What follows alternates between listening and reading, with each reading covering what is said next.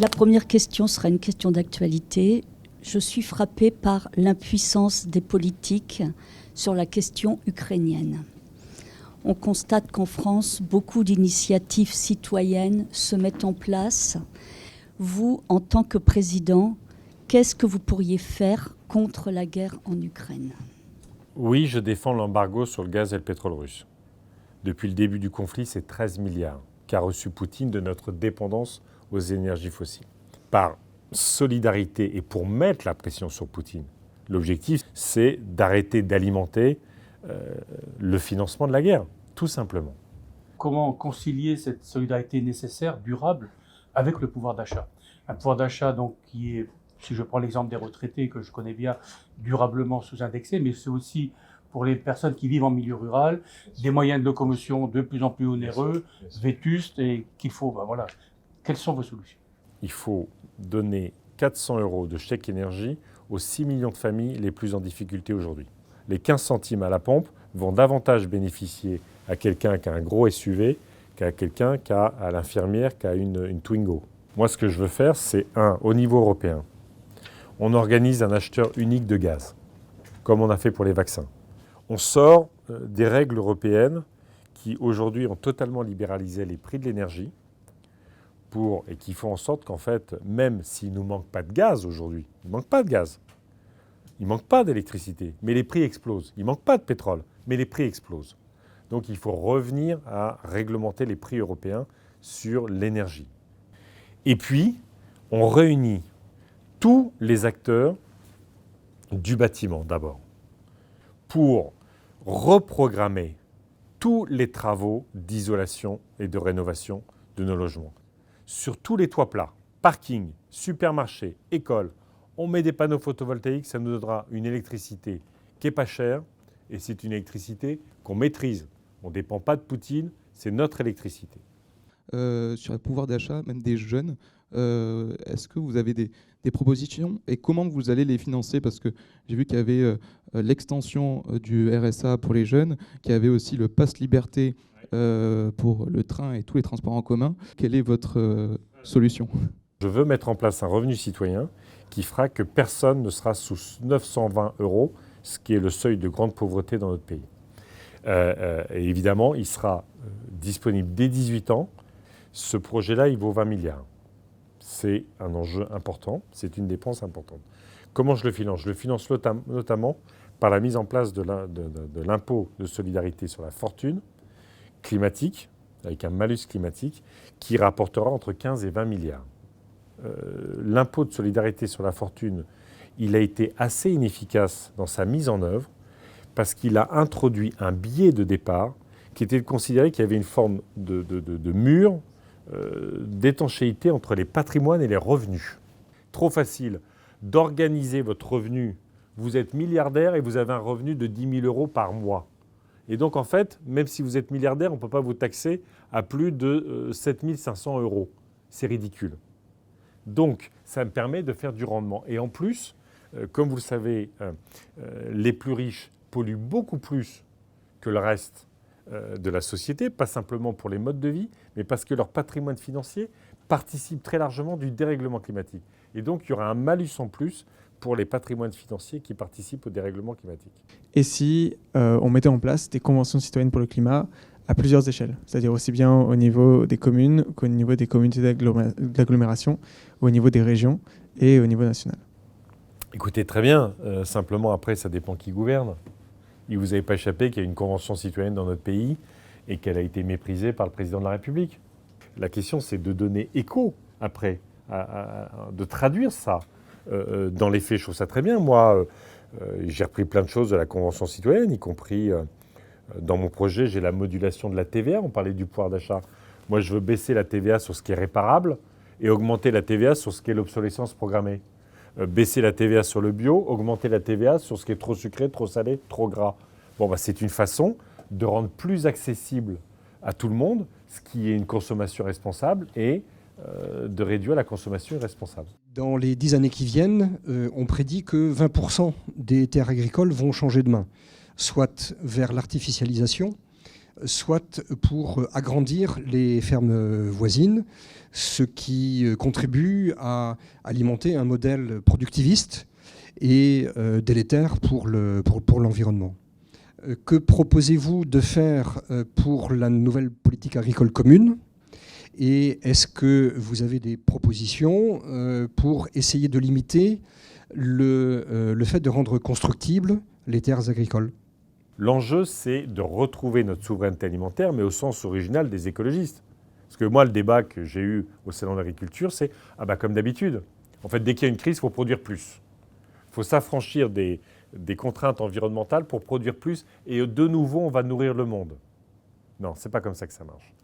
Notre projet, ça doit être de passer, avec ces 13 milliards, le contrat avec le monde agricole pour aller vers l'agroécologie. Évidemment, à terme, il faut sortir du soja importé, avoir des ruminants qui pâturent. Ça peut paraître totalement aberrant aujourd'hui, mais ça a été quand même pendant des milliers d'années, des dizaines, des centaines de milliers d'années, la réalité de la nature. Grâce à ça, avoir des revenus dignes, parce que c'est des productions qui sont mieux valorisées. C'est installer 100 000 jeunes en agriculture. Et on faudra mettre sur la table, évidemment, la question de la dette des agriculteurs, qui est évidemment le piège à productivisme.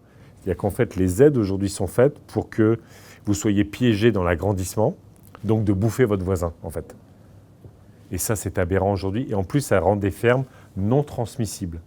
Ceux qui les achètent à la fin, c'est les Chinois et les financiers. Merci. Monsieur Jadot, je suis médecin, je travaille depuis plus de 45 ans dans le monde de l'urgence, en particulier dans celui des SAMU. Les urgences sociales sont très mal connues. Si vous me permettez, puis-je vous demander si vous savez ce qu'est une M2A ? Non. Merci. Effectivement, peu de gens savent ce que c'est. C'est quoi ? Ce sont les maisons des aînés et des aidants qui assurent le soutien à domicile des personnes âgées. Et je voudrais que ces structures soient mieux connues. Vous avez raison. Et j'aimerais que vous puissiez allez-vous soutenir ce fameux service d'accès aux soins et donnerez-vous aux médecins les moyens de bien travailler ? Sur la question de la santé, mon projet, c'est quoi ? C'est de repartir des bassins de santé. C'est-à-dire qu'il faut, par bassin de 50 à 150 000 habitants, identifier quels sont les besoins. Parce que les besoins en Seine-Saint-Denis et les besoins à Neuilly-sur-Seine ne sont pas les mêmes. Réunir toute l'offre de soins, l'hôpital public, la médecine de ville évidemment, et puis tous les acteurs de la santé pour savoir comment, au fond, on répond aux besoins. Et puis on met les moyens en fonction de ça. 100 000 infirmières à l'hôpital. Ce n'est pas possible qu'on ait des ratios qui mettent autant en danger les malades et les personnels qui les accompagnent, épuisent tout le monde. Sur les déserts médicaux, c'est pas simple. Il faut ces maisons de santé, très bien. Les centres pluriprofessionnels, très bien. Mais au regard du retard que nous avons sur la formation des médecins, pendant une période transitoire, moi j'assume le fait qu'il y aura obligation d'installation en dernière année et les 2 premières années. On accompagnera pour les familles, tout ça, mais on ne peut pas laisser 8 millions de personnes sans soins dans notre pays. Toujours sur la santé, mais sous l'aspect maintien de l'autonomie de la personne âgée. Oui. Donc, vous savez, c'est l'actualité récente. 3 présidents de la République successifs nous ont promis une 5e branche bienveillante, réglant le reste à charge, réglant la situation de l'aidant, réglant le problème du logement, du choix du domicile. Serez-vous celui qui nous trouvera la solution et laquelle ? Oui. Vous savez que dans notre pays, les milliardaires échappent très largement aux droits de succession. Parce qu'il y a plein de dérogations qui leur permettent d'échapper à ça. Je fais sauter les dérogations. Ça veut dire qu'en fait, j'aurai 8 à 9 milliards liés aux droits de succession pour financer ma politique d'autonomie. Pour faire en sorte qu'il y ait un personnel, donc autour de 8 soignants pour 10 pensionnaires, et 10 personnels pour 10 pensionnaires dans les EHPAD. Donc on sort de la maltraitance de nos aînés. Deuxièmement, on va redescendre, on va construire des lieux intermédiaires, un peu les M2A que tout le monde connaît. Et donc ces lieux intermédiaires de vie entre la maison et l'EHPAD sont des lieux qui peuvent être très dynamiques. Et, voilà. Et puis, soutenir évidemment l'accompagnement à domicile quand c'est le choix et que c'est possible. Et donc aujourd'hui, on a des personnes, parfois des aides à domicile, qui, vous le savez, ne sont pas compensés sur les temps de transport. Là, le statut, c'est des gens qui gagnent 700 € et qui parfois peuvent travailler 10-12 heures. Hein. Et puis là, l'augmentation du prix de l'essence, je peux vous dire que c'est une catastrophe pour ces personnes-là. Donc évidemment, si on veut favoriser le maintien à domicile, il faut que ce soit fait dans des conditions qui permettent le maintien à domicile. Donc, vous voyez, ma politique d'autonomie, ma politique d'indépendance, elle est financée et elle est ambitieuse en matière d'accompagnement et de soutien. Donc pour la question qu'on avait, c'était comment améliorer la formation et l'orientation des jeunes pour reprendre les mots qui sont dans votre programme, pour qu'elles soient choisies et éclairées. À l'école, de manière générale, il y aura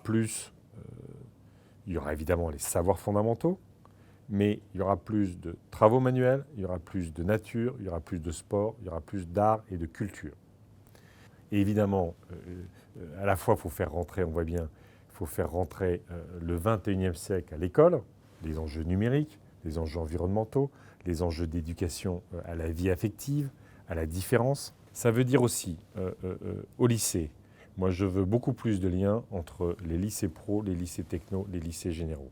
Ça ouvrira plus de passerelles, ça ouvrira une ouverture à plus de formations et à mieux choisir potentiellement la formation qu'on veut avoir.